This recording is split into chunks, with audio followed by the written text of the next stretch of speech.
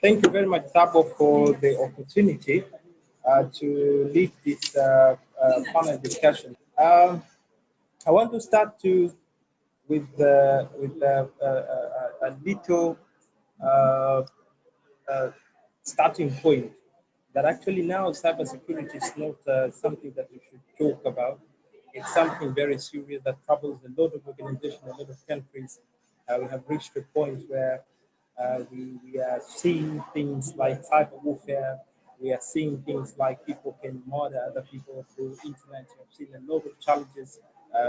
Big companies having to fall victim to cyber attacks. Things like companies like Google, Microsoft, Facebook, and many other big companies falling victim to cyber attacks. So with me, I have Laicana, who is a CEO for Diamond Security. Also, I have Toba from Nigeria, and also I have a Coie, and also I have Mark. So let me start with Laicana. I know that Laicana, we are sitting together at ICANN, and ICANN is playing a major or significant role when it comes to DNS abuse and so on to try to make sure that things are in good position. So before you get into post-COVID era, how this cybercrime will get into will be impacting and so on, how we can mitigate challenges after this COVID era. I would like you to tell our audience on what you think it constitutes a DNS abuse. Okay, no problem. Okay, thank you, Kileo. So, in fact, DNS abuse is composed of 5 broad categories of harmful activity insofar as they intersect with the DNS. So it consists of malware, botnet, phishing, farming, and also spam. About spam, spam is included when it serves as a delivery mechanism for the other form of DNS abuse. Okay, so who is responsible to address it? I think it's all the stakeholder, like the registry, and also the registrar. So what I can hide is that registries and registrars don't have the ability to surgically target the abusive part of a domain name or a particular page on that domain. The only mitigation tool a registry or registrar possesses is to disable the entire domain. Okay, and unfortunately, disabling a domain name is as powerful as its imprecise, especially when the DNS abuse occurs on a broader platform, forum, marketplace, or other domain shared by large audiences. This is my point of view regarding that. Do you have any examples of DNS threats and how these things impact on occurrences of the threats? DNS threat, we can talk about farming. Okay. So farming is the redirection of unknowing users to fraudulent sites or services, typically through DNS hijacking and poisoning. Okay, and DNS hijacking occurs when attackers use malware to redirect a victim to the attacker side instead of the one initially requested. Okay, so DNS poisoning causes a DNS server to respond with a false IP address bearing malicious code. As I said, I will talk about cyber threat mitigation in post-COVID era. Okay, as I was saying, the coronavirus has changed the way we work and where we work, and many organizations now adopt new solution and collaboration tools like Google Meet, Microsoft Teams, Zoom, and so on and so forth, so that they can be able to have meeting, they can be able to still work, even if they work from home, okay? And such a fast-paced digital transformation has also exposed several shortcomings associated with our remote workforce. The FBI, after some research, the FBI Internet Crime Compliance Center has seen a 400% spike in coronavirus-related cyber attack within the last 6 months.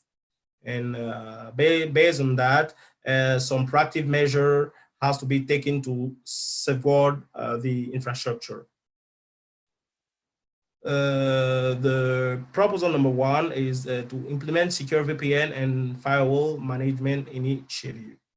Okay, and despite having encryption in place, threat actor can still exploit VPN and access on organization network. Prior to COVID-19, large organization had minimum VPN traffic due to employees being on site. And given the risk, organization must carefully consider which VPN is best suited to accommodate the remote workforce, and also ensure bandwidth and connectivity are evenly distributed. Limiting VPN profiles to company devices also helps protect organization as it decreases the likelihood of unauthorized access. Point number 2 is meeting audit and compliance requirement during rapid digital transformation. And embracing digital transformation is not a simple feat, as organizations must audit which software complement the infrastructure. In digital transformation greatly expand the technology stack and can include a wide swath of software for artificial intelligence, cloud technology, in industrial Internet of Things, and etc. So it's important for CISO to determine which is the best solution for the organization and consult with the respective team on how and if those selections can be implemented securely and in compliance. To avoid non-compliance, organizations must have visibility on their entire infrastructure, which include computer assets, network, security control, and also vulnerabilities. Point number 2 is securing cloud environments and managing cloud native security control. Cloud-based services are a major component of digital transformation. Okay, there are certain cyber agent practice that can limit the risk to cloud services, so critical to business continuity during these times. Utilizing encryption, okay, to protect data transfer at all touch points is one. Continuously monitoring for new vulnerability, threats, and change in exposure is another. Proposal number 4, it's outlining cyber risk management strategies to counteract COVID-19 and other cyber threats. While there is no pandemic playbook for cybersecurity professional, there are best practices that CISO can utilize to manage through the uncharted waters ahead. The first phase began with leadership as CISO, IT director, and other experts determining which assets are most critical to the business and how vulnerable they are to cyber attacks, malware, and other threats. The final phase is IT teams taking inventory of all applicable equipment, helping employees that experience issue with either hardware or software efficiently to keep business running smoothly. Thank you very much, Laicana, for that very good presentation. I believe, Mason, you are there? Yes, I am, Kileo. Hey, can you hear me? Yes, I can hear you. How big is this DNS abuse problem on your view? Well, first of all, thank you very much to my friends for inviting me to the summit today. It's a pleasure to be with all of you. To your question about how big the problem really is, there was a study by the Inter-Isle Consulting Group in October, which is just last month. And during the study period, which was May 1st to July 31st of this year, phishing reports, this study dealt mainly with phishing. Phishing reports impacted over 99,000 unique domain names in 439 TLDs at 414 registrars. So of that total, Inter-Isle identified over 60,000 maliciously registered domain names. The phishing problem is bigger than reported, although the exact size really is unknown. Part of the problem that we have is the over-redaction of the WHOIS data due to GDPR is contributing to under-detection of the problem. So the ICANN's Security and Stability Advisory Committee has advised ICANN that if DNS abuse is left unchecked, meaning it's not addressed, abuse and the cybercrime that results from it continues to victimize millions annually and reduces the trust in the internet, including the DNS. Now, progress has been made. There's a voluntary framework that you may have heard about by registrars and registries who are proactively taking up the issue of DNS abuse and trying to rid their namespaces of abusive actors. And it's had a measurable impact, and it should be applauded. But unfortunately, it's not quite enough to deal with the problem as it exists. So what do we do about this? There are opportunities here for ICANN to act based on their contracts. And we can do things like clean up what's called the low-hanging fruit, these 8 to 10 known bad actors that create the biggest problems in the namespace. And they can do so now with the tools that they have under their contracts. There is an ongoing argument about a definition of DNS abuse. And I don't think that we should get bogged down in understanding what DNS abuse, what a definition really is, because it's something that we all know exists and we can deal with it. So let's not argue concurrently now or over, over what the definition of DNS abuse really is. Let's deal with the problem. We should consider incentives for those who are running clean registries and registrars, meaning financial incentives within ICANN for a break on registry and registrar fees. ICANN needs to be more proactive with its compliance function by using the tools that it has to go after the bad actors. Contracted parties, meaning registries and registrars, should be proactive with their mitigation and prevention efforts, meaning they shouldn't only mitigate DNS abuse after it happens, they should try to prevent it before it happens. And then we should equip ICANN with the tools it needs to enforce anti-abuse obligations. So that's my presentation. Thank you very much. Thank you very much, Brother Marcel Coie. I wanted also to ask you a little bit. You mentioned very good point towards the end of the presentation, that we need to think of preventing rather than waiting for the problem to happen, then to fight about it. So what do you think, or on your view, what do you advise? What would be the best way to prevent it? Not only DNS abuse, but cybercrime at large. Some few points that we can try to advance so that we can be able to be on the safe side. The biggest thing that we can do is take action against known bad actors. There are known registries and registrars that contribute to DNS abuse.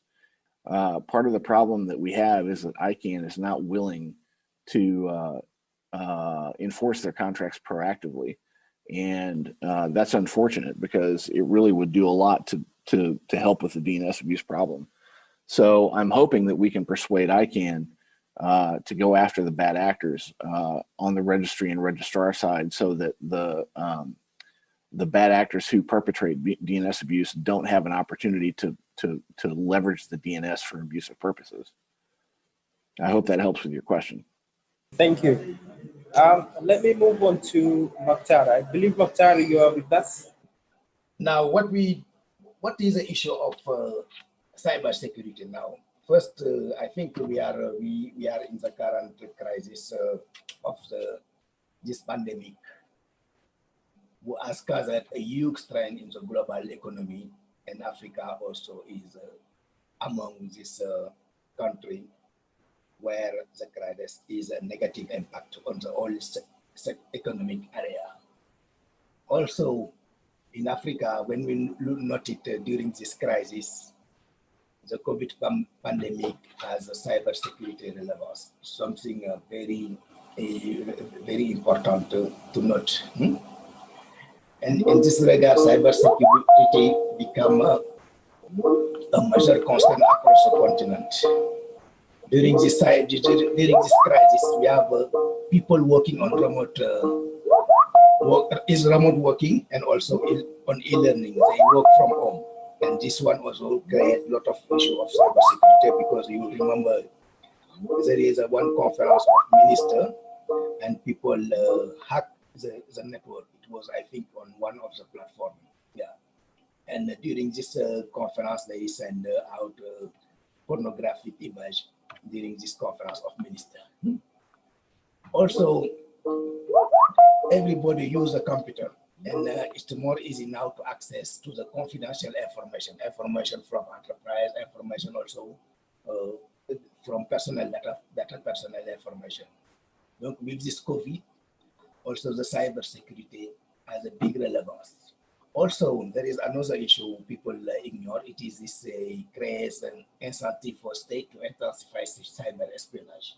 A lot of countries use this COVID issue to have a better control on what the citizens do. It is something very important. Also, the growth of cyber criminal. Why we do the growth of cyber criminal? We have two issues. First, during the COVID period, a lot of people lost their job, and now they focused on the cyber crime. Yeah, because the cyber crime is created by some engineers, some people who have a skill on this area. And in Africa, the number of attacks increased.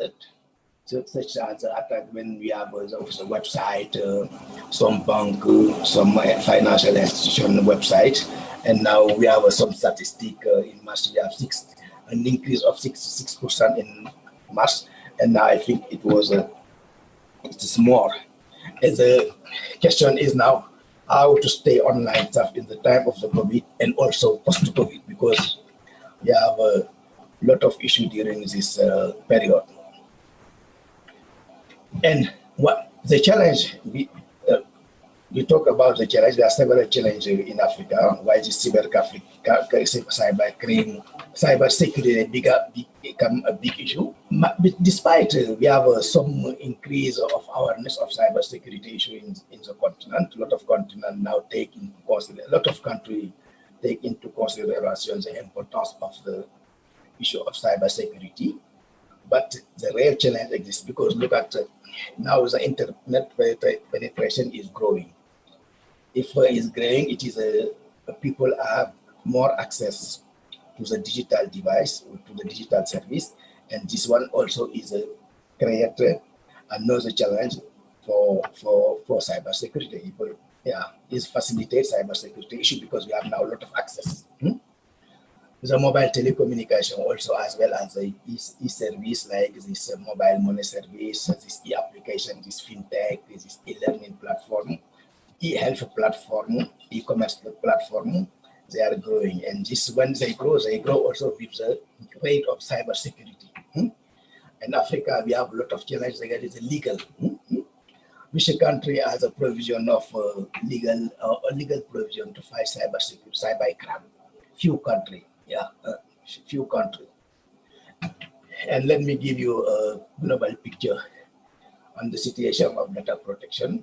When you look at African country, each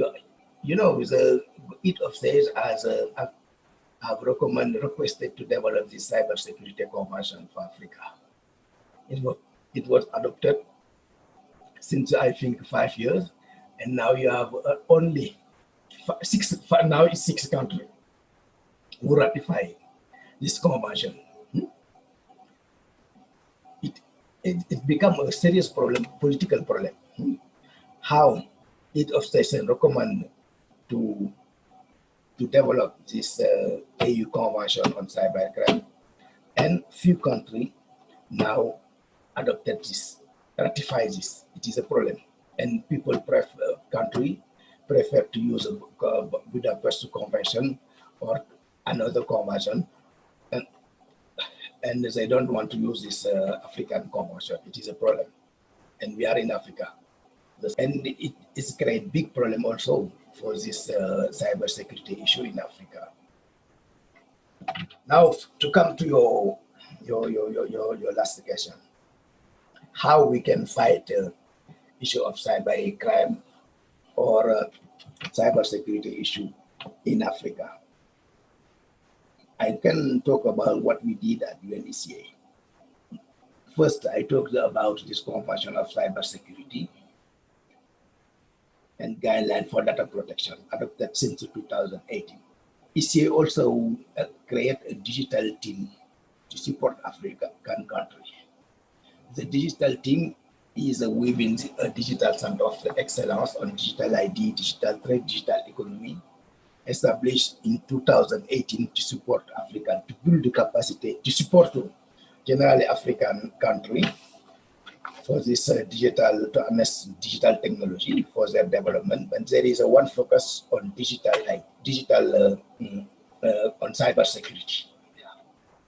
There is a team working on cybersecurity, how to build the capacity of African country to mitigate the issue of the cybercrime. Yeah, and also to develop a focus on regulatory framework. What kind of regulation we should have put in the country, and also at the regional level and at the continental to harmonize the several framework. The good news is we adopted the digital the digital transformation, Africa digital transformation strategy. And this digital transformation strategy, one important component is how country can fight cybercrime. And it was adopted. Now we are in the implementation phase, and ECA is supporting a country to implement this digital transformation strategy in several areas. One of the areas is cybersecurity. But you know, the big issue now for the cybersecurity in Africa is the issue of data. Yeah, how data is used, how they use data in the country and outside the country, and who use the data and for what purpose. It is a big issue now. Yeah. And we are working on the member state to help them to answer all these questions and to put in place the right application, yeah, to save their sovereignty. It is something very important. Also, we encourage African countries to work together because the issue of cybersecurity is not limited at the country level. Yes, so I am. I'm good. Here. Good afternoon. So I just want first to ask you one little question. We have seen organizations falling victim to these cyber threats, cyber attacks. We have seen organizations from telecom companies, banks, to other institutions across the globe falling victims. But few of them spoke of these challenges that they're facing. As a result, customers are not aware that, for example, their data happen to be in trouble. So we do have this, one of the very serious challenges that we currently see. So what do you think should be the solution to these organizations to be able to provide details of the challenges that they're facing without any fear? Thank you so much for that question. The truth is that as more and more African countries begin to embrace data privacy acts and laws, one of the requirements for most of this is that when there's some sort of breach, or when there's some sort of illegal access to the data, of any entity, the entity has a responsibility by law to make this information known. I'm sure that we are aware of several global companies that have announced that they were victims of cyber attacks over the past few years. That's because they were required by law to actually state whenever this kind of breaches happen. So I would expect that as more African countries begin to embrace data privacy laws, I think that these entities will have no choice but to reveal when they do have some kind of breaches and attacks. However, I can imagine that many organizations and companies are naturally a bit concerned because for many African countries, there's already very low trust in these organizations. And whenever breaches like this happen, if it's not handled properly, it could actually lead to loss of revenue and loss of trust from the customers to the organizations. And so I can imagine that many organizations may want to manage that information to ensure that customers don't get to know what exactly is going on. But of course, customers have the right to know what's going on, especially if these organizations are responsible for keeping their data, their information, and other things like that. I also have a presentation. I don't know if I can proceed. I know that you have that. That's why I wanted to ask you these particular questions, because I think the major problem, personally, I've been in the field and trying to help many organizations resolve cyber crime related issues. But these happen to be one of the problems that most of these organizations fear to talk about their challenges, thinking that probably they may lose customers, thinking probably their reputation may go down, thinking probably many other reasons that may have.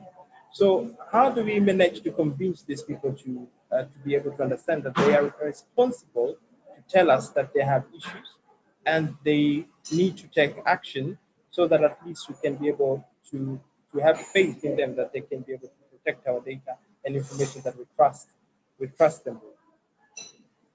Well, I still feel that the most effective way is by governing laws. I think that once we have laws that require that organizations review when there are data breaches or when they have some kind of cyber attacks, once this is in place, these organizations will have no choice but to do that. I think that generally most organizations will only make decisions that favor them from a financial point of view or from a legal perspective. So I think that's the most effective way.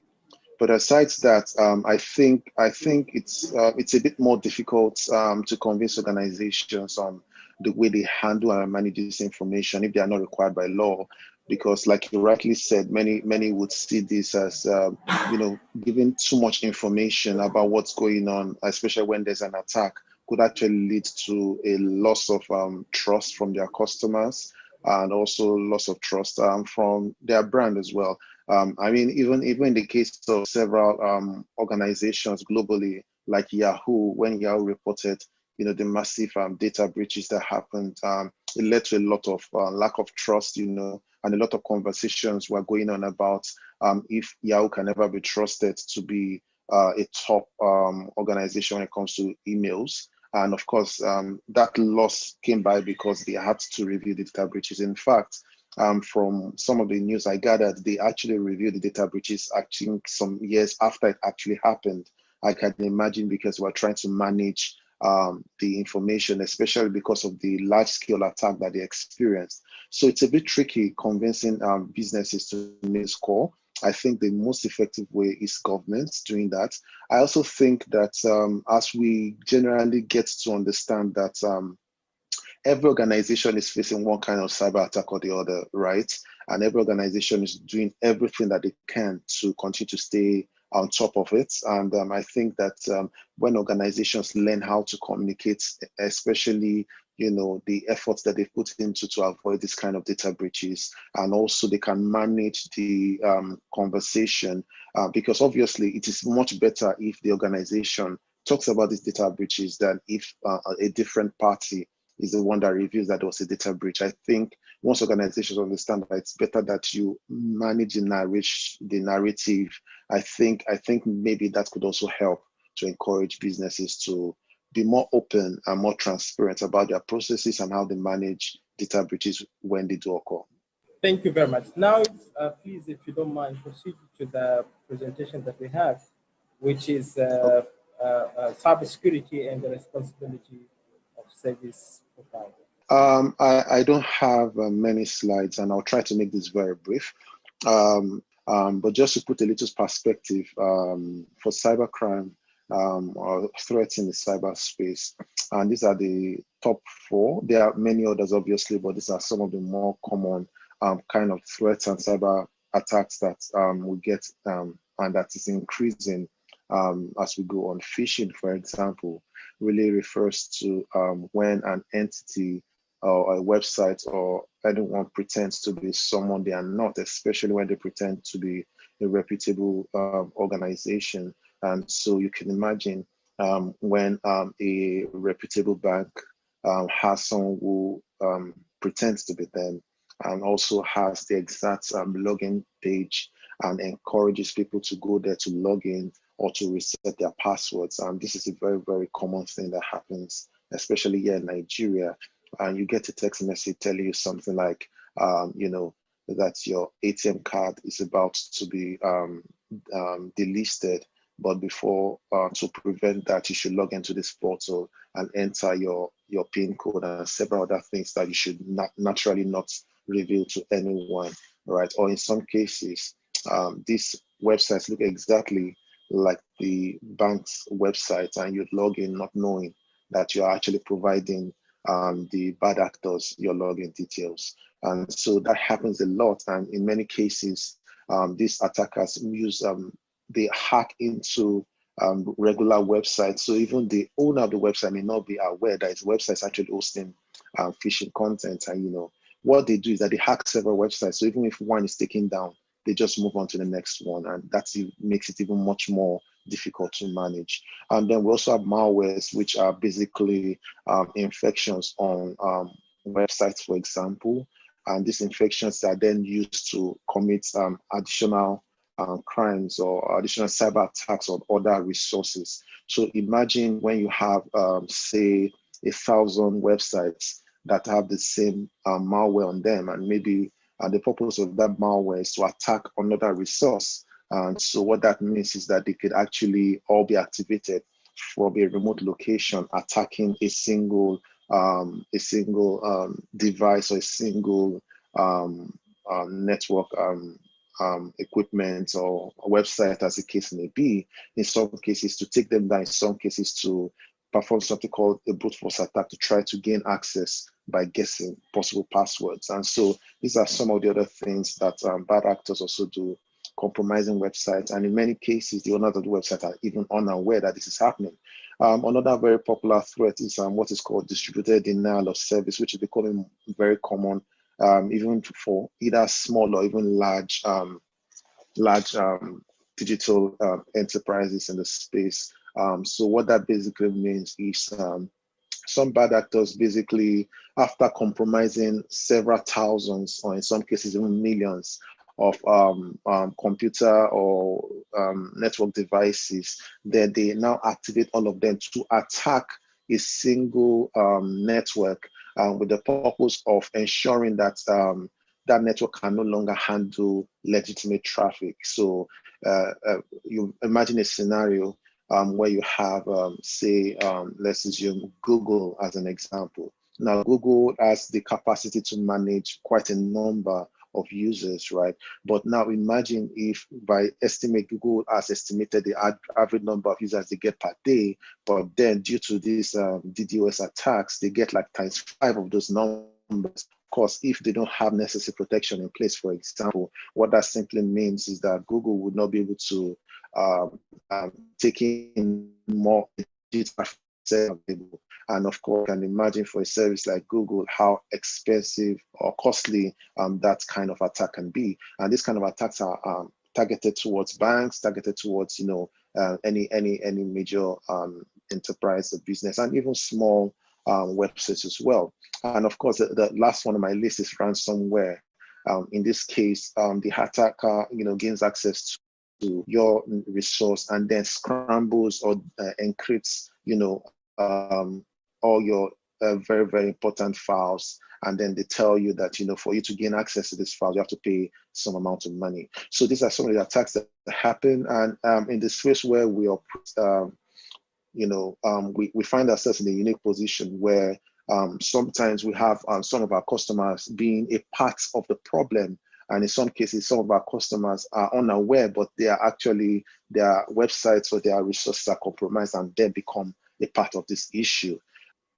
So over the years, attacks have become very, very prevalent. And the internet, as it is, it's very, very open. And that openness makes it easy for just everyone to get online and to do business. But unfortunately, that openness also leaves room for a lot of bad actors to, commit a lot of crimes and to do a lot of things. And if not checked, it can become very disastrous. So it's very important that providers have a very strong, responsive abuse team that can respond to reports that are sent in immediately. So we have several agencies and organizations, many NGOs around the world that have developed a system where they can either automatically find when there are some of these abuses are happening, and also identify the provider who hosts some of this content, and then they contact them.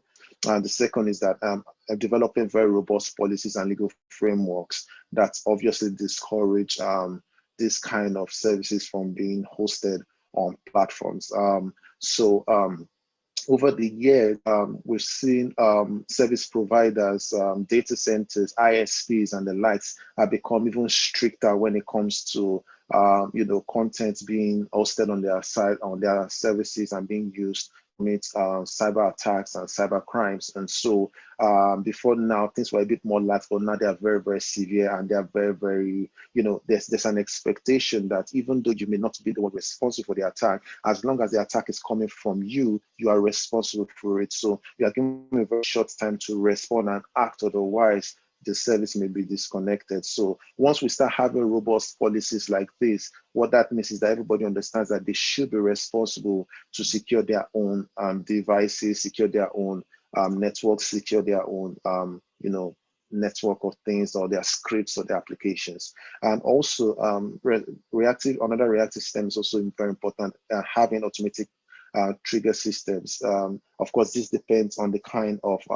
provider or service provider, but once we have automated trigger system, it makes it easier. Once we're able to track certain matrices, some attacks are very similar, and so once we have systems in place that can, watch out for certain kind of packets or certain kind of activities, and based on that can probably send a warning or stop the system from continuing to attack.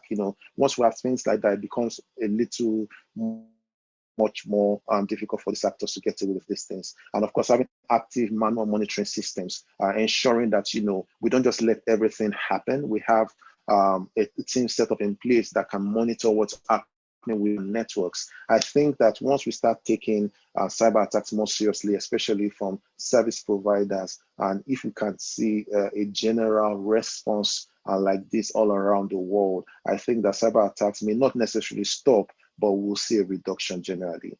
But besides reactive measures, I also think it's very important that we have proactive measures. Proactive measures mean we don't wait for these attacks to happen. We don't wait till when the compromises happen before we react. We try to create systems to try to reduce them from even starting off in the first place. The first is investing in security and encryption systems. This is a bit more difficult, especially for shared hosting providers like myself, because providers like us, our services are basically very, very affordable. And of course, internet security solutions basically increases our costs. And of course, transferring those costs to the customers make it difficult for us to do business. But it's becoming more and more important for us to invest in security solutions that protect our users by default, instead of waiting for the users to pay additional for these things, especially since we're in the world that we are. We should also even force, where possible, automatic updates, because we've also realized that many attacks happen because users either because they don't know they should, or they don't know how to go about it, don't update their applications, don't update their scripts, don't update their OSs and the likes. So I think that developers and even service providers can start creating systems that make it more automated, so that users don't even have to do anything and certain things are updated, because once they're updated, they're also patched as well. Also, building robust verification and logging systems. One of the things that we've seen in African countries, Nigeria inclusive, is that some of these bad actors, they actually are not afraid of being caught, because they feel that nothing will be done, because our cyber laws are not being enforced strongly enough. And so I think that once service providers are able to keep logs, especially logs that can help to track, how, some systems are compromised, or, there are people who are registering with them, getting valid information like IP addresses, like verified phone numbers, like payment details, things that are trackable, right? If there's a need to investigate those kind of attacks, it becomes easier to bring people to book, because I think that also it's important that these bad actors are caught and that they are, punished for these things. I think the more we do that, the more we discourage, especially these kiddie coders from, trying out these things.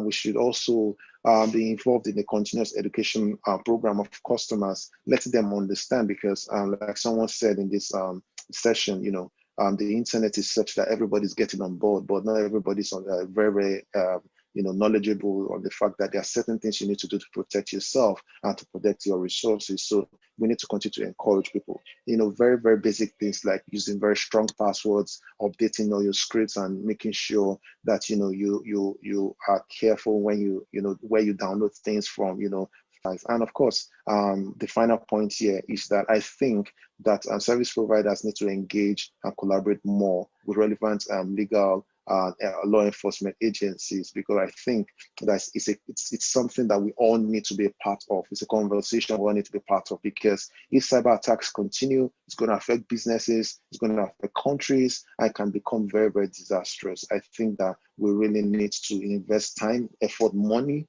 and education in ensuring that we protect the cyberspace for all. So thank you so much. That's all from me. Thank you very much, Toba, for very good presentation. So, Laicana, I'm sure you can hear me. Yes, Laicana, I want to ask you a quick question. Is it possible to use AI for the detection of these new child abuse materials? And if there is any possibilities, to what extent? Okay, thank you very much. Okay, regarding child abuse, in fact, yes, AI can help. Okay, some solution can help, but solution is not only not the unique solution. Using technology is not the unique solution that we have to use. Okay,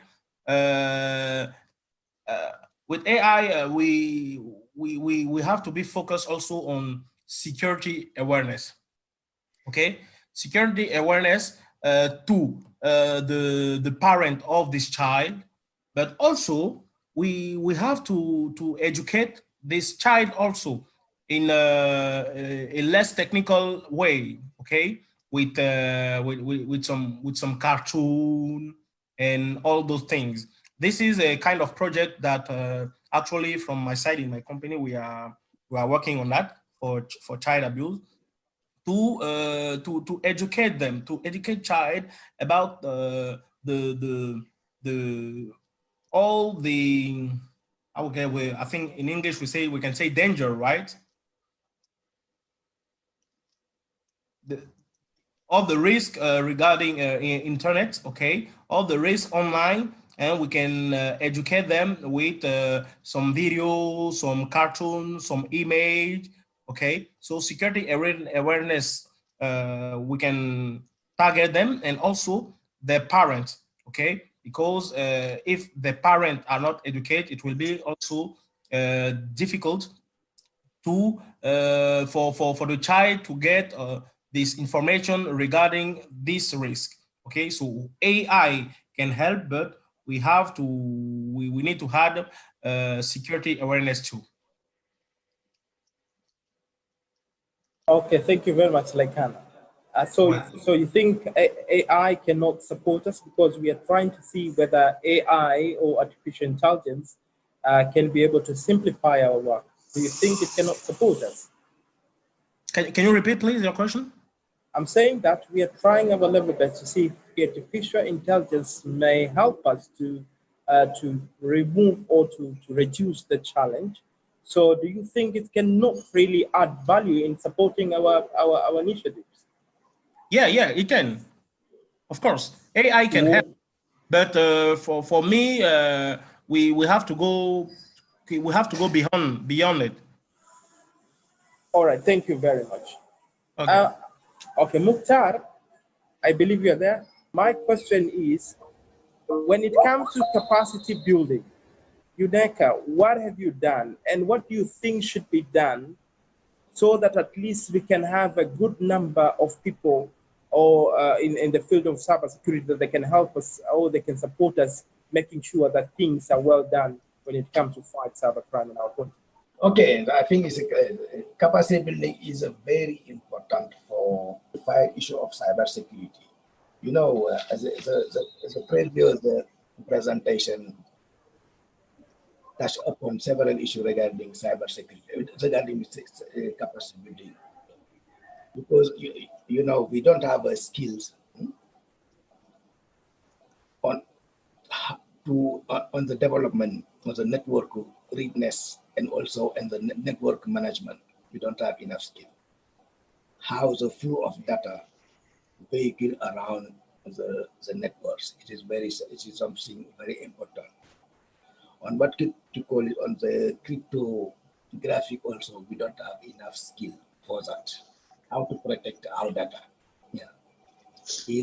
Somewhere where we need to build the capacity building, as well as also the management of the infrastructure, of the critical infrastructure as well, is something very important on the cyber security.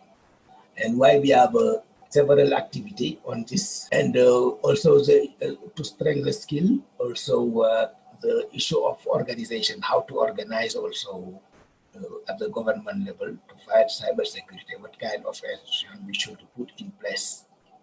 Because several countries you have this what call it National Informatic Agency or governance of IT, and also you have the Minister of IT, and you have several institutions. This institute talk about cybersecurity, but there is no harmonization of the intervention of the state for that.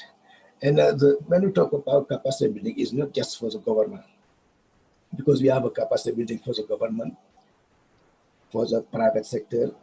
Okay, now what I want to know is, do you have any initiative when it comes to capacity building? Now, when you come to cybersecurity, we have the Digital Center has initiated several activities on cybersecurity. We have this capacity building. We have one platform for decision maker to discuss about the issue of cybersecurity. This is for the decision makers. They can discuss, and also we can build their capacity on this. It is one we can have at the ECA level. Thank you very much. Thank you very much, Mactar. So on my side, I wanted to close up like this. Cybercrime is real. It's not something that we should think like it may not happen to some of us.